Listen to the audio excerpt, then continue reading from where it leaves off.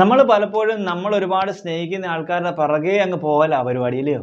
ശരിക്കും നമ്മളെ സ്നേഹിക്കുന്ന ആൾക്കാരുടെ പിറകെ അല്ല നമ്മൾ പോകുന്നത്. നമ്മൾ സ്നേഹിക്കുന്ന ആൾക്കാർ അവരെത്ര സ്നേഹിക്കുന്നുണ്ടെന്ന് നോക്കാതെ, അല്ലെ നമ്മളെ ഒട്ടും സ്നേഹിക്കാത്ത ആൾക്കാരെ പോലും നമ്മൾ പ്രിസണൈസ് ചെയ്ത് നമ്മൾ അവരെ അങ്ങ് സ്നേഹിക്കുക.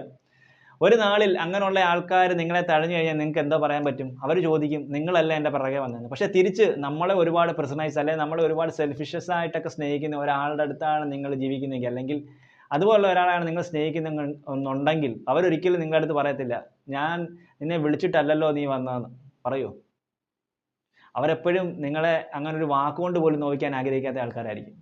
അപ്പം നമ്മൾ പലപ്പോഴും അതൊന്നും നോക്കാറില്ല. കാരണം നമുക്ക് നമ്മൾ എന്താണോ ഇഷ്ടപ്പെടുന്നത് അതിലേക്ക് തേടിയുള്ള ഒരു യാത്രയാണ് ശരിക്കും നമ്മുടെ ജീവിതം. തിരിച്ചുള്ള ആൾക്കാരുടെ ജീവിതമൊക്കെ ഒരുപാട് നമ്മളെ ആഗ്രഹിക്കുന്ന ആൾക്കാരിലേക്കാണ് നമ്മൾ ജീവിതം ഇഞ്ചെക്ട് ചെയ്യുന്നതെങ്കിൽ, അല്ലെങ്കിൽ നമ്മൾ കൊടുക്കുന്നതെന്നുണ്ടെങ്കിൽ ആ ജീവിതമൊക്കെ ഭയങ്കര കളർഫുൾ ആയിരിക്കും. ഒരിക്കലും അവിടെ ഒരു കുറ്റപ്പെടുത്തലോ ഒന്നും കാണത്തുമില്ല.